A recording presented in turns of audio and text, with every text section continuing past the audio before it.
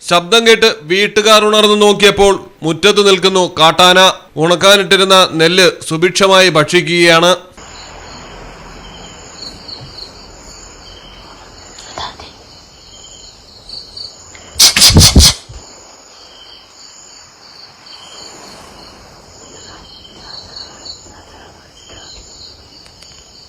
വയനാടാണ് സംഭവം. പുൽപ്പള്ളി കാവലമറ്റത്തെ പാലക്കാപ്പറമ്പിൽ രാഘവൻ എന്ന കർഷകന്റെ വീടിന് മുറ്റത്താണ് കാട്ടാന എത്തിയത്. പകൽ ഉണക്കാനിട്ടിരുന്ന നെല്ല് ടാർപോളിൻ കൊണ്ട് മൂടിയിട്ടിരുന്നെങ്കിലും ആന ഭക്ഷിക്കുകയായിരുന്നു. വനാതിർത്തിയോട് ചേർന്നുള്ള പ്രദേശമാണിത്. മലയാളം ടെലിവിഷൻ, വയനാട്.